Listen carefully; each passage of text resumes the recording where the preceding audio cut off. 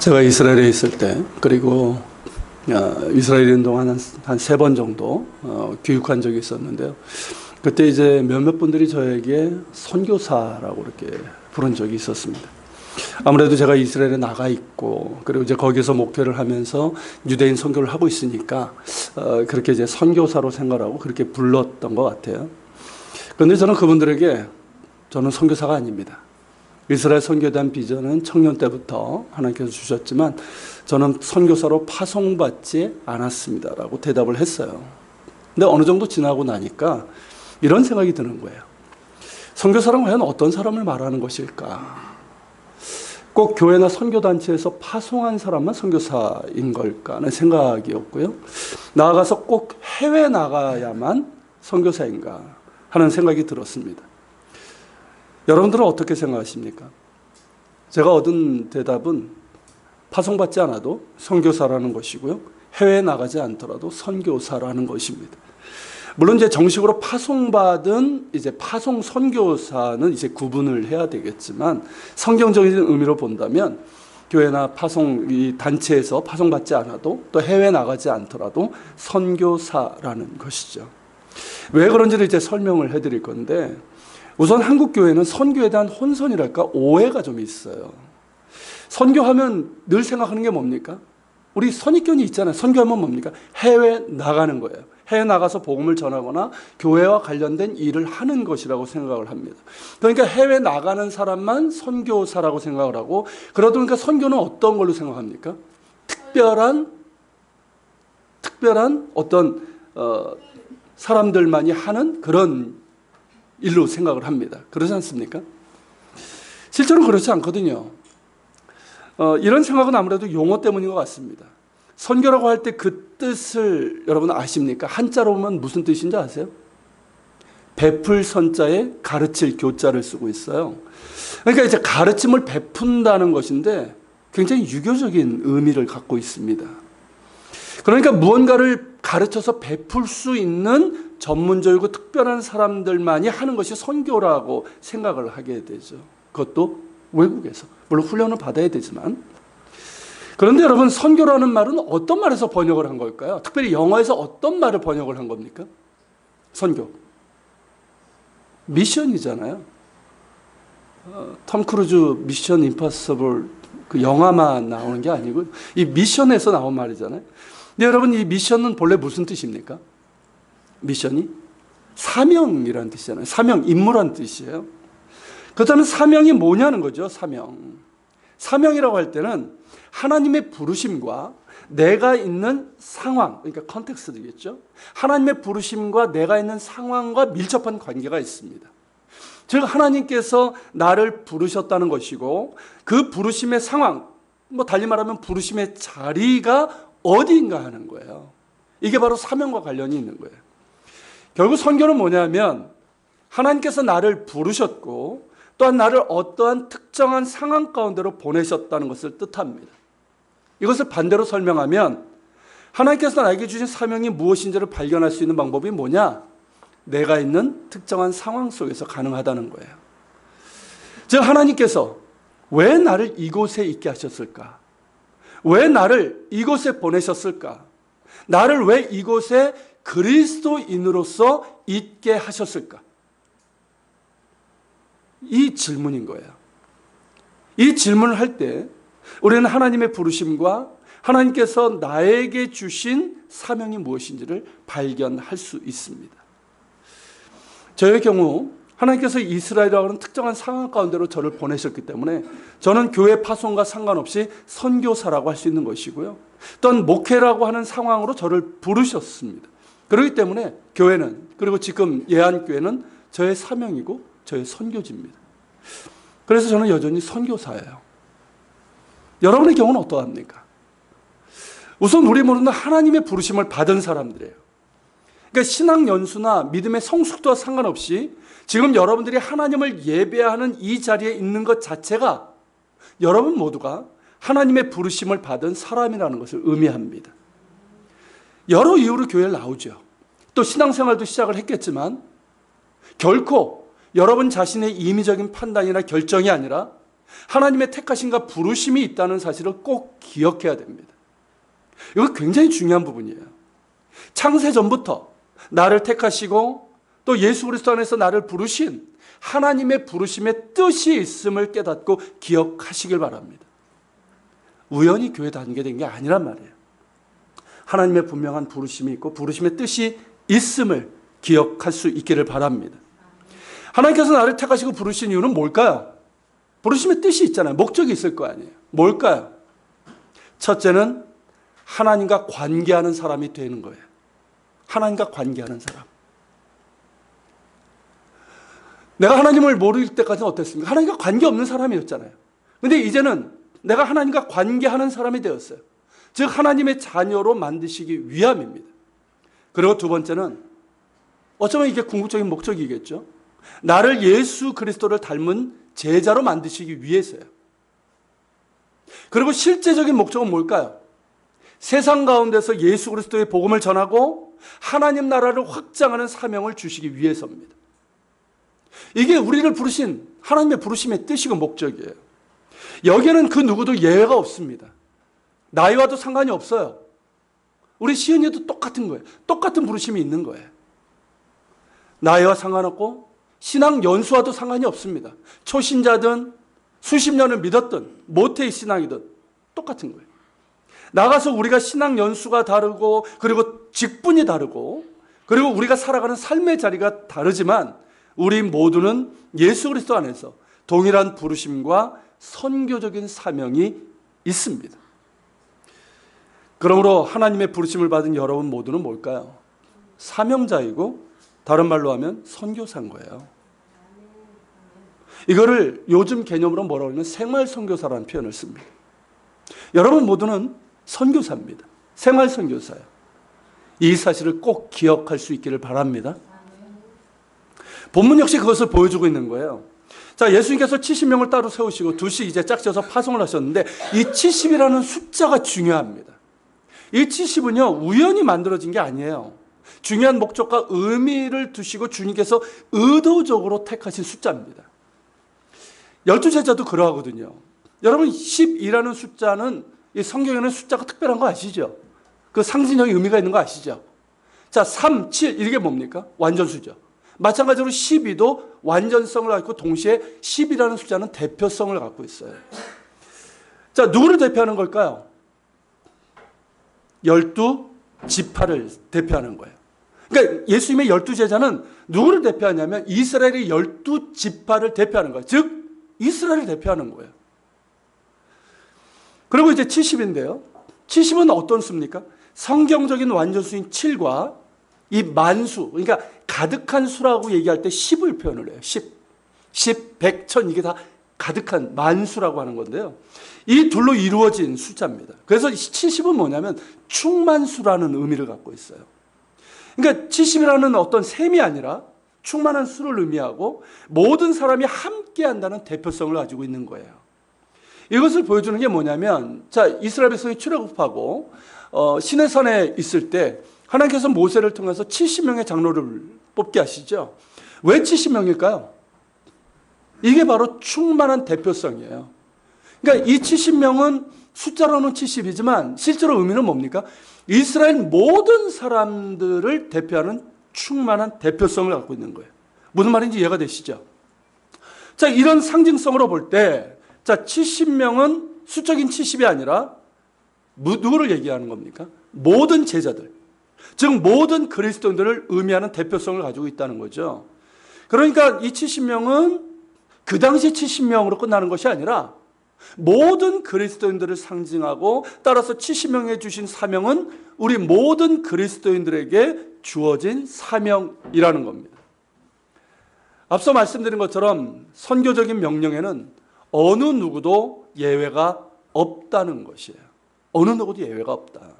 특정한 사람들, 즉 선교사로 파송된 사람이나 전도의 은사나 직분을 받은 사람들만이 선교를 하는 것이 아니라 모든 그리스도인들에게 주어진 사명이고 책임이고 의무가 바로 선교라는 거예요. 다시 한번 강조하지만 하나님께서 우리 모두를 주님의 제자로 부르셨고요. 또한 복음 전파를 위해서 또 하나님 나라의 확장을 위해서 세상에 보내신 선교사이고 생활 선교사라는 이 사실 잊지 마시길 바랍니다. 너무 중요한 거예요.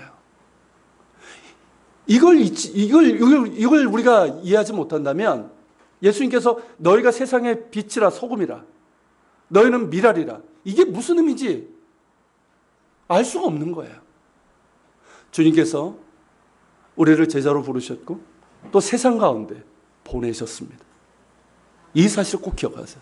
여러분 모두는 선교사입니다. 그렇다면 주님의 부르심의 사명을 감당하려면 어떻게 해야 되는가? 즉 나의 부르심의 자리에서 어떻게 주님께서 맡겨주신 선교적인 사명을 감당할 수 있을까 하는 것인데요. 오늘 본문을 통해서 이제 몇 가지 원리를 이제 우리가 볼 수 있는데요. 양이 많더라고요. 그래서 두 가지만 오늘 나누고 나머지는 다음 주에 나누려고 합니다. 그 첫째는 뭐냐면 한번 읽어보세요. 내가 살아가는 세상과 삶의 자리가 나의 부르심의 자리이며 추수할 밭이라는 것을 기억해야 됩니다. 자, 앞서 이제 선교라고 이제 번역된 미션의 의미가 사명이라고 그랬잖아요. 임무라고 그랬죠. 그리고 이제 사명은 하나님의 부르심과 내가 있는 상황과 밀접한 관계가 있다고 했습니다. 즉 내가 살아가는 곳, 하나님께서 나를 있게 하신 곳, 나를 보내신 곳, 바로 그것이 나의 부르심의 자리이고 선교적인 사명으로 보면 뭐예요? 거기가 바로 추수할 밭인 거예요. 일단은 우리가 살아가는 세상이죠. 우리 모두는 이 세상에 살아가고 있어요. 그리고 내가 주로 시간을 보내는 곳이 나의 부르심의 자리입니다. 그러니까 세상 가운데서 우리는 부르심을 받았고요. 내가 살아가는 그 자리 있잖아요. 내가 시간을 보내고 내가 땀 흘리고 내가 애쓰는 그 자리, 그 삶의 자리가 바로 부르심의 자리라는 거예요. 여러분의 일터예요. 생활 공간이에요. 그리고 우리 교회 역시 하나님의 부르심의 자리입니다. 그렇게 우리 모두에게는 부르심의 자리가 있는 거예요. 이 세상이라는 공통의 부르심의 자리가 있고 개별적으로도 부르심의 자리가 있습니다. 그리고 그것은 동시에 추수할 밭이에요. 우선 가정을 예를 들까요? 우리가 자꾸만 놓치고 있는 게 뭐예요? 특히 이제 사역자들이 많이 놓치는 부분이에요. 가정이 우리의 첫 번째 부르심의 자리라는 것을 기억해야 됩니다. 할렐루야. 주의 일 열심히 한다고 해서 가정을 놓치는 분들이 의외로 많아요. 하나님께서 우리를 부르신 첫 번째 부르심의 자리는 어디다? 가정이에요. 가정이 부르심의 자리고 추수할 밭이에요. 여러분, 나의 가정을 하나님이 주인 되시는 하나님 나라로 만들어가야 되는 사명이 우리에게 있는 거예요. 아십니까? 정말 나의 가정이 하나님이 주인 되시고 정말 하나님 안에서 온 가족이 하나 되고 평화를 누리고 화목하면서 그러면서 우리가 자녀가 있다면 그 자녀들을 하나님의 사람으로 만들어가는 이 사명이 우리에게 있는 거예요. 여러분, 이것보다 귀한 사명이 어디 있습니까?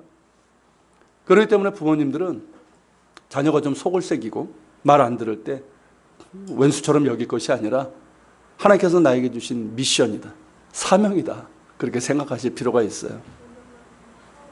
하나님께서 나에게 주신 미션, 사명이라고 하면 틀리잖아요. 그죠? 감사해야 되고 더 기도해야 되고 더 애써야 되는 거예요. 그리고 여러분, 믿지 않는 가족이 있다면 가정은 추수할 밭입니다. 기억하십시오. 세상에 나가서도 여러분들이 복음을 전해야 되지만 믿지 않는 가족이 있잖아요. 가족 내에. 그렇다고 한다면 그 가정이 바로 추수할 밭이에요. 여러분, 가족의 구원을 위해서 당연히 기도해야 됩니다. 우리가 열방을 위해서도 기도해야 되고 믿지 않는 사람들 기도해야 되지만 내 가족 중에 믿지 않는 사람이 있다면 기도해야죠. 당연히 기도해야 돼요. 그리고 복음을 전해야 됩니다. 나의 가정이 바로 부르심의 첫 번째 자리예요. 첫 번째 선교지예요. 추수할 밭이에요. 하나님께서 여러분들을 선교사로 여러분들의 가정에 보내셨습니다. 할렐루야. 이 사실을 기억하시길 바랍니다. 또한 내가 일하고 있는 자리, 그 일하고 있는 자리는 분명한 부르심의 자리이고 소명의 자리입니다. 이것을 일찍이 종교개혁자 존 칼빈이 직업 소명설이라는 말로 얘기했는데 지극히 성경적인 진리입니다. 내가 일하고 있는 자리가 바로 하나님께서 부르신 자리이고 소명의 자리라는 거예요.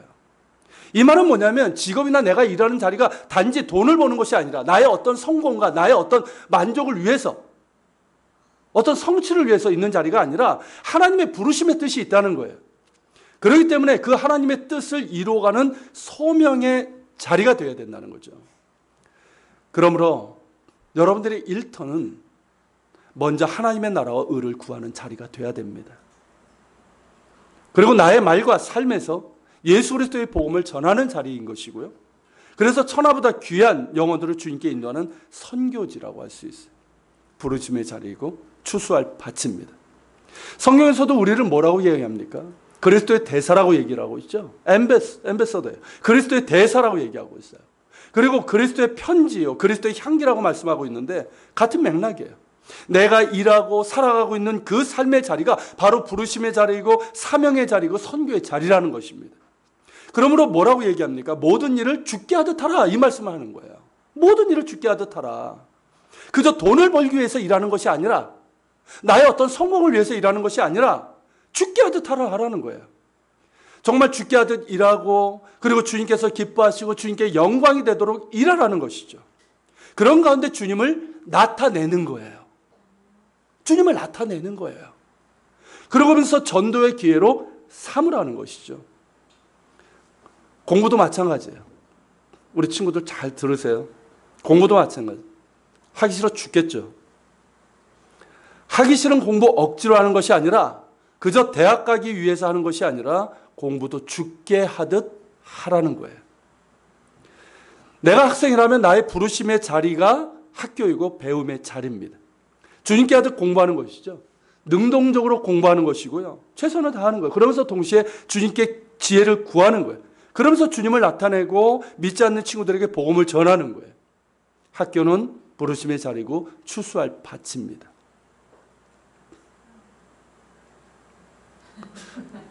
너무 부담스러운 말이었는지 모르겠지만 그걸 깨닫길 축복합니다. 여러분 2절 한번 보십시오. 2절에 보면 예수님께서 70인에게 뭐라고 말씀하십니까? 추수할 것은 많되 일꾼은 적으니 그러므로 추수하는 주인에게 청하여 추수할 일꾼을 보내주소서 하라 말씀하셨어요. 예전에 세계는 넓고 할 일은 많다라는 책을 쓴 기업인이 있었습니다. 누군지 기억나십니까? 네, 대우그룹의 김우중 회장이었죠. 꽤 많이 팔린 책이었어요. 이분이 일은 많이 했는지 모르겠지만 뭐 벌려놓은 게 워낙 많았으니까 무리하게 그렇게 하다가 어떻게 됐습니까? 독단적으로 하다가 회사 망하고 우리나라에 엄청난 타격을 줬죠. 그리고 도망자 신세가 됐어요. 세계는 넓고 추수할 것은 많다. 이것이 주님의 시각입니다. 세계는 넓고 추수할 것은 많다. 그렇다면 우리의 시각도 그것이 되어야 할 것입니다. 여러분 예수님을 믿는 것은 뭡니까? 보는 것이 달라지는 거예요. 세계관의 변화예요. 가치관의 변화예요. 예수님의 시각으로 보고 하나님의 나라의 시각으로 보면 이 세상은 어떨까요? 추수할 것이 너무나 많은 거예요. 아직도 구원받아야 될 영혼들이 너무나 많고요. 그리고 주님께서 우리를 통해서 일하실 영역이 너무나 많아요. 너무나 많아요. 우리를 통해서 일하실 영역이. 그런데 어떻습니까? 일꾼은 적어요. 이것이 안타까움이에요. 주님의 안타까움이에요. 그렇기 때문에 주님께서는 계속해서 지금도 추수할 일꾼들을 부르고 계시는 거예요.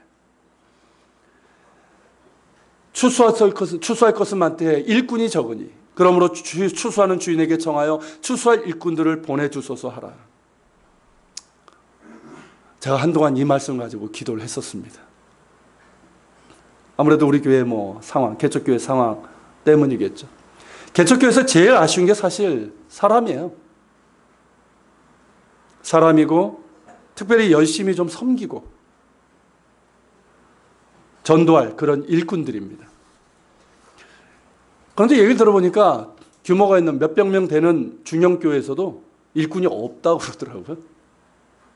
사람은 있는데 일꾼이 없대요. 그러니까 다른 교회들도 비슷한 것 같습니다. 추수할 것은 많은데 일꾼이 없다. 즉 정말 주님을 사랑하고 교회를 사랑하고 복음을 전하고 하나님 나라를 위해서 헌신하고자 하는 일꾼들이 적다는 겁니다. 추수할 일꾼들을 보내 주옵소서. 이것이 한동안 저의 기도 제목이었습니다. 근데 어느 날 성령님께서 이런 마음을 주시더라고요. 너희가 추수할 일꾼이 되라. 너희가 추수할 일꾼이 되라. 추수할 일꾼들을 만들어라. 추수할 일꾼들을 보내달라고 하기 전에 너희가 먼저 추수할 일꾼이 되라는 것이고, 지금 있는 사람들 추수할 일꾼들로 만들라는 거예요. 여러분, 추수할 일꾼이란 어떤 사람일까요?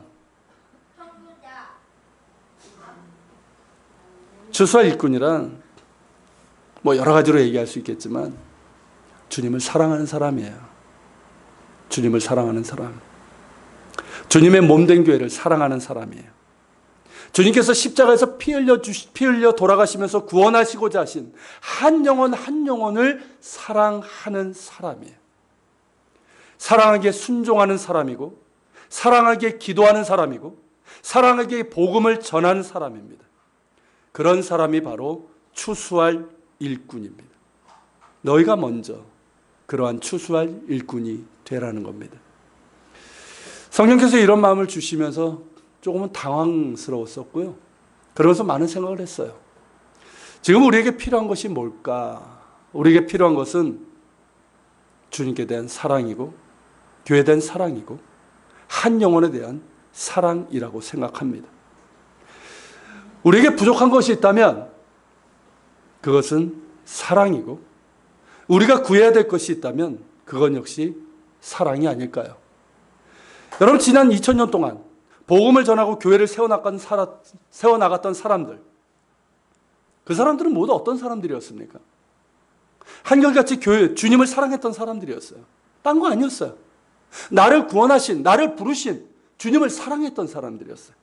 그리고 주님의 몸된 교회를 사랑했고 한 영혼에 대한 사랑이 있었던 사람들이었습니다.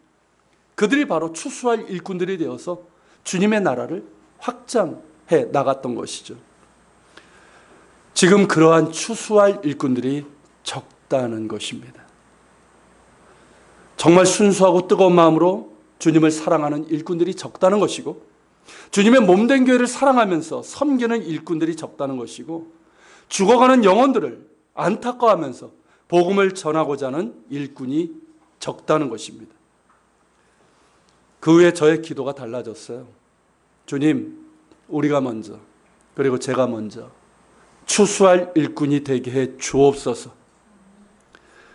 우리에게 주님을 사랑하고 교회를 사랑하고 잃어버린 영혼들을 사랑하는 마음을 주옵소서. 그 사랑 때문에 순종하고, 그 사랑 때문에 복음을 전하고 헌신하는 일꾼이 되게 하옵소서. 이것이 저의 기도예요. 만일 여러분들에게 빈곤이 있다면 딴 거 아니에요. 사랑이 빈곤이고 결핍입니다. 반대로 여러분들에게 어떤 풍요가 있다면 그것은 사랑의 풍요이고 충만입니다. 그 사랑이 우리에게 있기를 바랍니다. 주님께서 부어주시고 또 회복시켜 주시기를 간절히 구합니다. 이 사랑이 우리를 추수할 일꾼으로 만들어가는 거예요. 그리고 여러분, 일꾼이 일꾼을 부르는 법입니다. 무슨 말인지 이해가 되십니까? 일꾼이 일꾼을 부르는 거예요. 자, 일꾼은요, 자신이 할 일이 무엇인지 알고 열심히 합니다. 우리 일해보신 분들 알아요. 일꾼은요, 자기가 할 일이 뭔지 알고 열심히 일합니다. 그러니까 어때요? 해야 할 일들이 많이 보이는 거예요. 일을 하지 않으면 뭘 해야 될지도 모르고요. 그리고 어떤 일이 있는지도 모르죠. 그러니까 일꾼을 부르지 않아요. 근데 일을 하는 사람은 어떻습니까? 공부도 똑같아요. 공부를 해본 애들이 어떻습니까? 자기가 모르는 걸 알고요. 공부할 것이 많다는 걸 알아요. 그러니까 더 공부하게 되는 거예요. 똑같아요. 그러니까 일꾼은 그런 거예요. 그러니까 충실된 그런 일꾼은 어떻습니까? 일할 게 많이 보이는 거예요. 많이 보이는 거예요. 그러니까 어떻습니까? 주인에게 더 많은 일꾼을 보내달라고 청하게 되는 거예요. 추수할 것이 많이 보이기 때문이고, 그래서 주인에게 더 많은 일꾼을 보내달라고 청하는 거예요. 결국 일꾼이 일꾼을 부르는 법입니다. 충성된 일꾼이 일꾼을 보내달라고 주인에게 간구하는 것이고, 주인은 어떻습니까? 그런 일꾼에게 당연히 어떻습니까? 일꾼들을 더해주죠. 일 하나는 뺀질이한테 주겠습니까? 일 열심히 하는 사람에게 일꾼을 더해주는 거예요. 그리고 충성된 일꾼이 있으면 그 주변에 있는 사람들도 그를 닮아가게 됩니다. 그래서 교회가 점점 열심히 섬기고 복음을 전하는 일꾼들로 채워지게 되는 거예요. 일꾼이 일꾼을 부르는 법입니다. 우리가 먼저 추수할 일꾼이 됩시다. 정말 주님을 사랑하고 교회를 사랑하고 한 영혼을 사랑하여 주님께 순종하고 열심히 복음을 전하고 주님의 몸된 교회를 섬깁시다. 그런 가운데 추수할 일꾼을 더해달라고 주님께 청하는 거예요. 할 게 많으니까. 추수할 것들이 많으니까. 주님, 우리의 힘으로는 딸립니다. 부족합니다. 추수할 일꾼을 보내주옵소서. 그런 우리의 기도가 될 수 있길 바랍니다. 그럼 주님께서 보내주실 거라고 믿어요. 그렇게 말씀하셨기 때문에. 그리고 두 번째는 한번 읽어볼까요? 우리의 부르심의 자리, 선교적 사명의 자리는 곧 영적 전투의 자리이고 그러므로 전적으로 주님을 의지해야 한다는 것입니다. 자, 3절에 보면 주님께서 제자들을 보내시면서 뭐라고 말씀하십니까? 갈지어다 내가 너희를 보냄이 어린 양을 이리 가운데로 보낸 것 같도다 라고 말씀하셨어요. 자, 어린 양을 이리 늑대 가운데 보내는 것 같다라고 말씀하셨어요. 무슨 뜻입니까? 우리가 세상 가운데 그리고 우리가 부르심의 자리에서 복음을 전하고 하나님 나라를 구하면서 하나님의 일을, 하나님의 뜻을 이루어가는 게 어떻다는 뜻이에요? 어렵고 힘들고 때로는 위험하기까지 하다는 거예요. 왜냐하면 어린 양을 노리는 이 때가 있다는 거예요. 즉 악한 마귀 사탄의 공격과 방해가 있다는 것이고요. 그리고 주의 복음을 전하다 보면 사람들로 또 많은 거절과 배척이 있다는 거예요. 우리가 적어도 세상 가운데서 하나님의 뜻을 이루기 위해서 살아간다면 영적 전투가 일어나게 돼 있습니다. 아무것도 하지 않으면 싸움은 일어나지 않아요. 근데 우리가 정말 주님을 위해서 뭔가를 하려고 하면 싸움이 일어납니다. 원수가 가만히 있지 않아요. 이것을 기억하라는 거예요. 실제로 여러분 하나님의 일을 하다 보면 잘 될 것 같죠? 그렇습니까? 그렇지 않아요. 하나님의 일을 하면 다 잘 돼가는데 사실은 그렇지는 않아요. 분명 부르심의 소명도 있고요. 뜨거운 사명감도 있고 그래서 열심히 복음 전하고 열심히 주의 일을 하는데 다 잘 되느냐? 그렇지 않은 경우가 많거든요. 그 가운데 어려움이 있어요. 방해도 있고 생각한 대로 되지 않아요. 실패도 하게 됩니다. 어떤 선교사는 평생을 정말 몇십 년을 인도에 들어가서 중국에 들어가서 복음을 전했는데 그 20년, 30년 동안 그가 결신하게 한 사람이 이 5손가락에 뽑을 정도예요. 그래서 자기는 실패했다고 생각을 해요. 근데 그건 실패한 게 아니에요. 당연한 거예요. 영적 전쟁이 있는 거예요.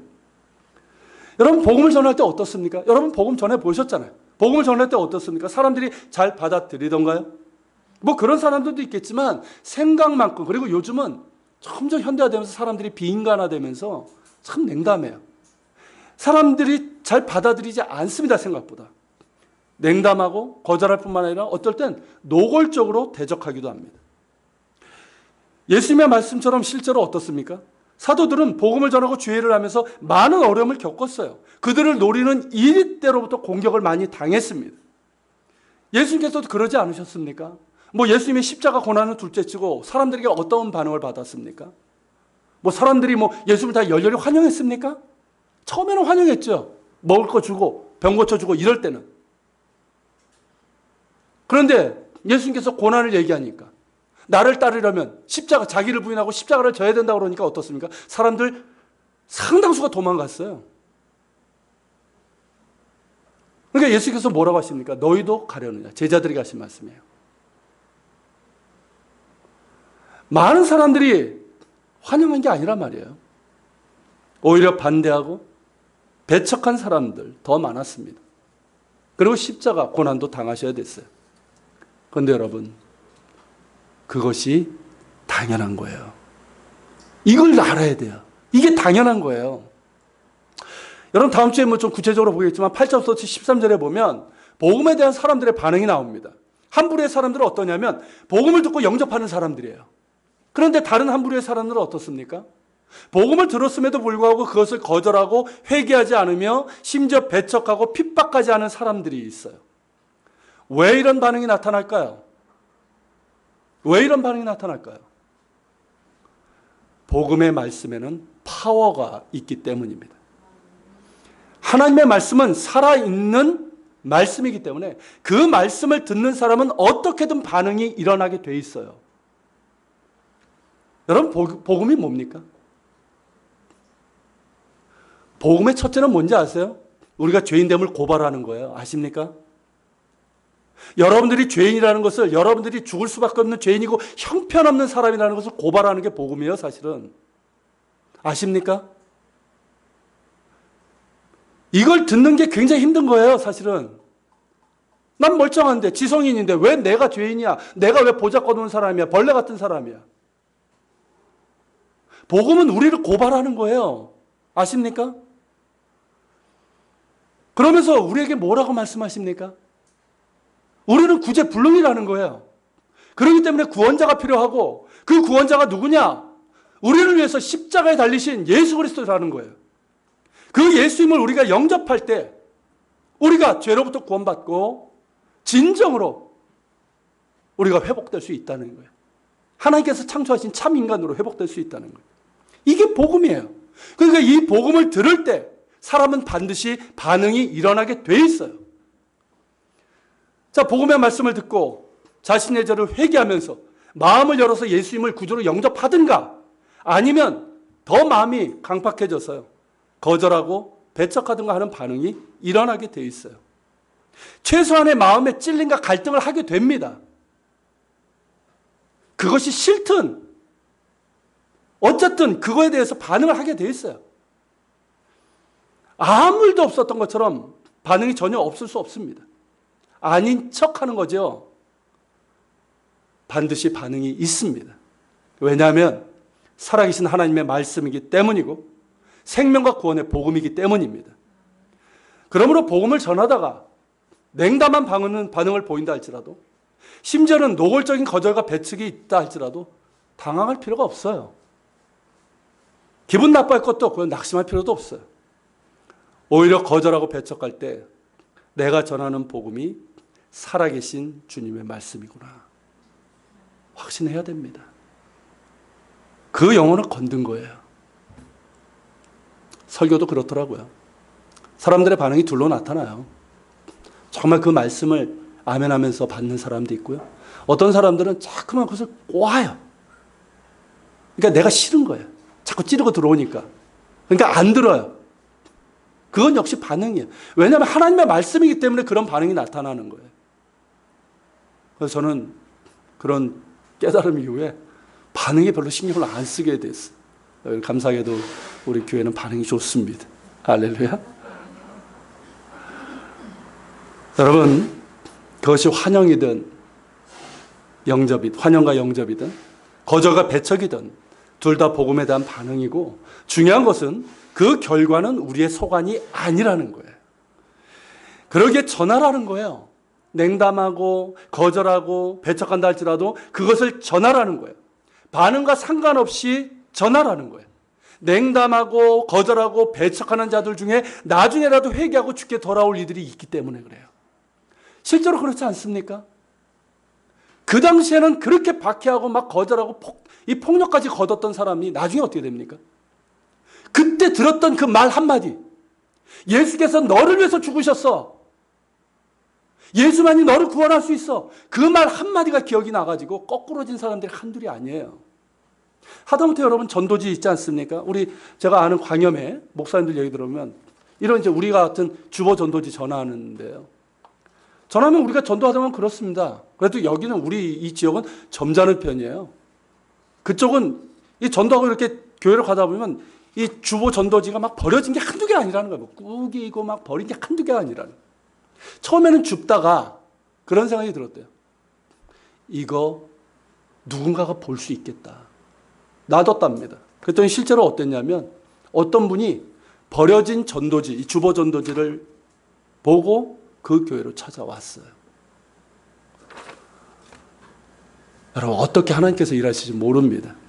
그러니까 우리는 전하는 거예요. 전하는 거예요. 그리고 전도의 열매가 적고 심지어 없는 것 같아도 계속 전하라는 것입니다. 우리가 전도를 하다 보면 아무래도 신경 쓰이는 게 뭡니까? 결과죠. 참 그것 때문에 참 위축되기도 하고요. 힘들어지기도 하고. 그런데 여러분, 결과는 우리의 소관이 아닙니다. 우리의 소관이 아니에요. 우리의 소관은 뭘까요? 그냥 전하는 거예요. 반응과 상관없이 전하는 것이고 결과와 상관없이 전하는 것입니다. 전도에 밀어나는 것을 통해서 하나님께서 일하십니다. 그리고 이것이 영적 전투임을 우리가 기억하면서 더욱더 깨어 있어야 되고 전적으로 주님을 의지해야 되는 거예요. 그러니까 그 배후에 있는 영적 실체가 무엇인지를 볼 수 있어야 되는 거예요. 전도할 때도 여러분 그 반응의 뒤에는 영적 실체가 있어요.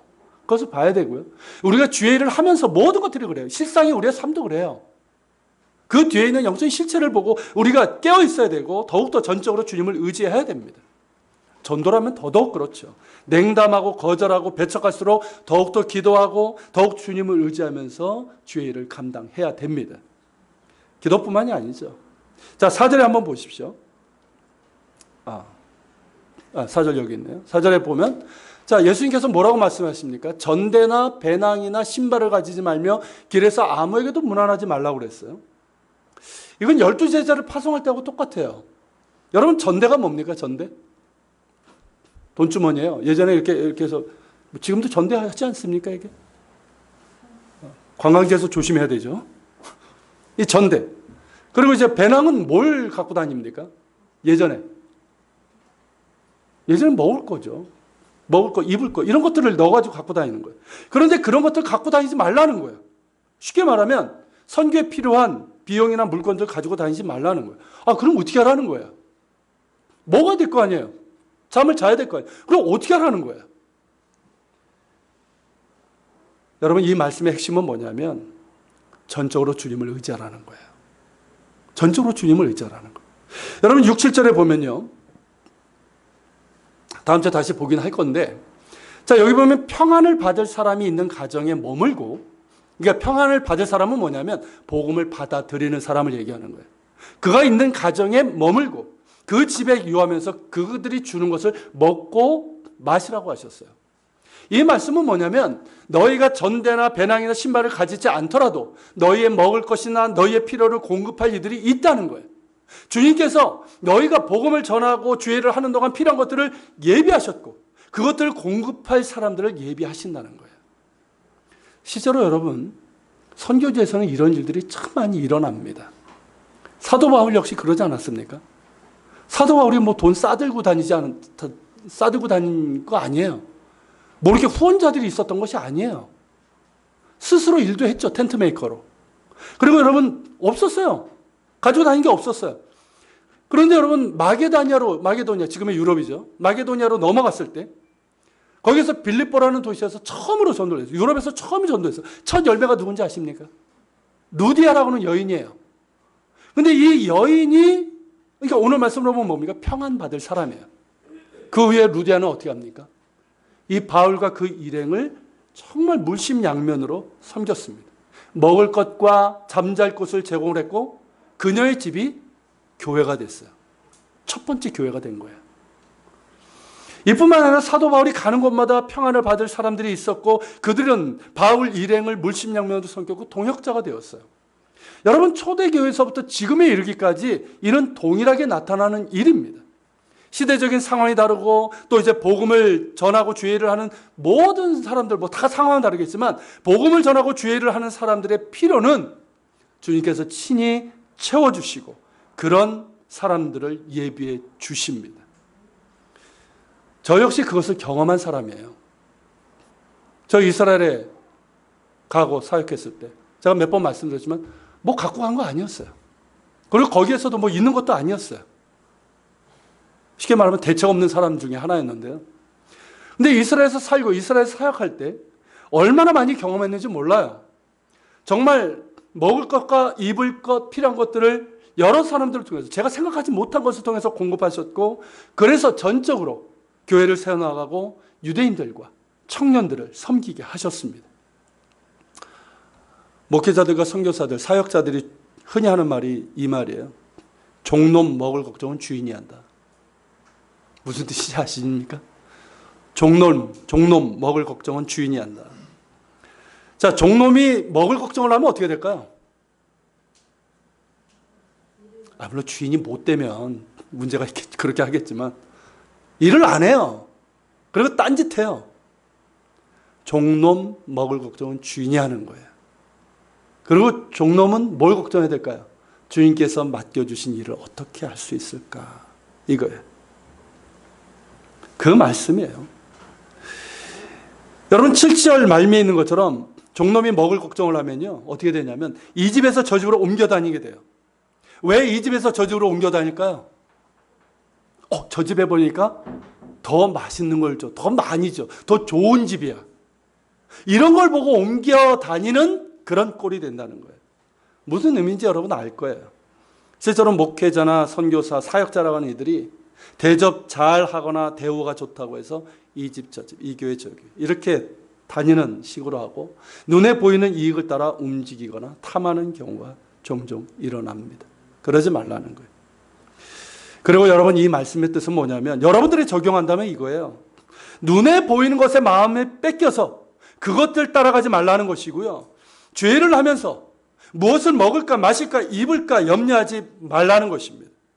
즉 주님을 전적으로 의지하고 주님 바라보면서 복음을 전하고 죄를 하라는 거예요. 그렇게 살아가라는 거예요. 선교사라면 선교의 재정과 후원을 채우려는 준비보다 하나님을 전적으로 의지하는 것이 100번 1000번 나은 준비라는 것입니다. 죄일뿐만이 아니죠. 여러분들의 일터와 일상에서도 그러합니다. 눈에 보이는 이익이나 대우를 따라가는 사람들, 여러분 일해보셔서 알잖아요. 직장이든 자영업이든 일을 하면서 눈에 보이는 이익이나 그런 대우를 따라가는 사람들 결국 어떻게 될까요? 계속 그렇게 따라다니다가 끝나요. 그리고 그 욕심 때문에 결국 낭패를 보게 됩니다. 아실 거예요. 그리고 무엇을 먹을까 마실까 하는 생활의 염려에 사로잡혀서는 주님께서 원하시는 삶을 살아갈 수가 없습니다. 앞서 나의 삶의 자리, 내가 일하는 그 자리가 주님께서 부르신 자리이고 그것이 바로 사명의 자리라고 했는데 맨날 무엇을 먹을까, 무엇을 마실까 하는 이 생활의 염려에 붙들려 있다면 어떻게 주님의 부르심을 헤아릴 수 있겠습니까? 맨날 관심이 거기 있는데 어떻게 주님의 부르심을 헤아릴 수 있겠어요? 주님께서 주신 사명을 감당할 수 있겠습니까?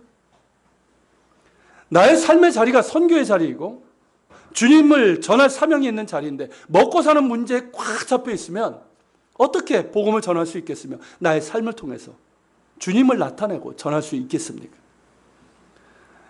여러분 삶이 힘들고 고된 것은 사실이에요. 그죠? 먹고 사는 문제 만만치 않아요. 정말 실제적인 생활의 염려가 찾아올 때도 있습니다. 하지만 그것에 붙잡히고 매몰되면 우리는 하나님의 부르심도 부르심의 삶의 자리도 그 부르심의 삶의 자리에서의 사명도 보지 못하게 되고 주의 나라와 의를 구하는 삶을 살아갈 수 없게 됩니다. 그냥 교회만 다닐 뿐이지 믿지 않는 사람들과 똑같이 되는 거예요. 아니 더 나빠질 수 있어요. 어디서 들은 건 있으니까. 여러분 중요한 것은 우리를 택하시고 부르신 하나님은 살아계신 하나님이라는 사실이고요.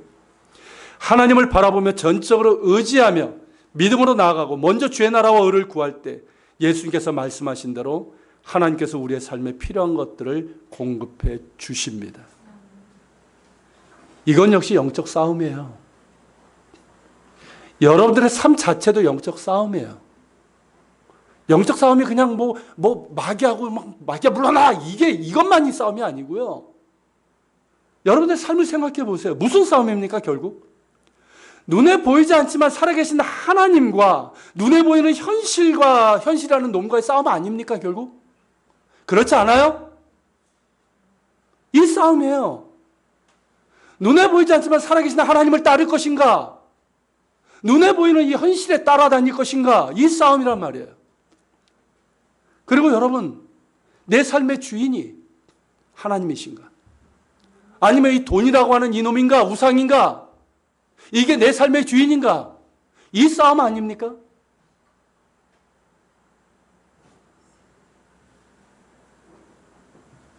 하나님이 나의 주인이 될 것인가? 아니면 내가 주인이 될 것인가? 이 싸움이란 말이에요. 이게 영적 싸움이에요. 영적 전투이고. 주의 나라와 의를 구하면서 주의 일을 하며 살 것인가? 아니면 내 왕국을 세우고 나의 안녕과 나의 쾌락을 위해서, 그리고 그저 먹고 사는 문제로 내 인생을 허비할 것인가? 이 싸움이란 말이에요. 여러분, 이 싸움에서 승리해야 됩니다. 믿음 생활은 그런 거예요. 이 영적 싸움에서 승리하는 거예요. 승리할 수 있어요. 우리가 주님을 바라보면, 전적으로 주님을 의지하며 나아갈 때 우리는 승리할 수 있습니다. 하나님께서 우리를 부르신 부르심의 자리가 있고요. 그 부르심의 자리에는 사명이 있어요. 주의 나라와 의를 구하는 사명이에요. 그리고 주의 복음을 전하는 선교적인 사명이 우리의 부르심의 삶의 자리에 있습니다. 기억하십시오. 그냥 먹고 살기 위해서, 여러분들의 성공을 위해서 있는 자리가 아니에요. 부르심의 자리예요. 선교적인 사명의 자리가 있어요. 하나님의 나라를 확장하는 그 삶의 선교적인 사명이 있단 말이에요. 그 사명을 가진 자로서 우리가 어떻게 해야 될까요? 어떤 믿음을, 어떤 자세를 가져야 될까요? 여러분, 주님을 바라보십시오. 주님 의지하세요. 어려움이 올 수 있고 삶이 고되고 힘들지라도 전적으로 주님을 의지하며 주님 부르신 그 길을 갈 수 있기를 바랍니다. 그 어떤 다른 것보다 하나님을 전적으로 의지하는 것이 최고의 준비이고 최고의 전략이고 가장 성공이 보장되는 전략입니다. 세상 끝날까지 함께 하시겠다고 하신 주님이 붙들어 주시고 공급해 주실 것입니다. 기도합시다. 오늘 말씀을 기억하면서 기도합시다. 주님, 오늘은 70인을 파송하신 이 장면에서 남의 일처럼 생각했던 것이 바로 우리에게 주어진 사명임을 깨닫게 됩니다. 우리 역시 선교사입니다. 내가 살아가고 있는 그 자리, 일터, 나의 직장, 학교, 나의 가정, 모든 것이 선교의 자리고 부르심의 자리고 하나님 나라를 확장하라고 하는 선교적인 사명이 있습니다. 이 사실을 기억하게 하옵소서. 그런 가운데 주님, 추수할 것은 많되 추수할 일꾼이 없다고 하시는 주님의 탄식을 기억하면서 나 자신이 추수한 일꾼이 되기를 소망하게 하여 주옵소서. 일꾼이 일꾼을 부릅니다. 주님, 우리가 먼저 추수할 일꾼이 되게 해주시고 우리 교회도 걸어가게 도와주시고 그런 가운데 주님, 추수할 일꾼을 더해 주시옵소서. 그리고 주님을 전적으로 의지하길 원합니다. 영적 전쟁입니다. 이리대로 들어가는 일입니다. 우리를 삼키려고 무력화시키려고 하는 유혹하는 얼마나 많은 것들이 있습니까? 깨어있게 하여 주시옵소서. 그리고 기도하고 주님 의지하고 나가게 도와주시옵소서. 이 영적 싸움이 날마다 일어납니다. 주님 바라보며 승리하는 우리가 되게 해주시고 우리의 부르심의 자리에서 이 선교적인 사명을 감당하고 또 주님을 나타내고 우리를 통해서 많은 영혼들이 주님께 돌아올 수 있도록 주님 우리를 사용하여 주시옵소서. 우리 같이 말씀을 기억하면서 기도하며 나아갑시다. 같이 기도합니다. 사랑하는 주님, 이 시간 기도하며 주님 앞에 나아갑니다.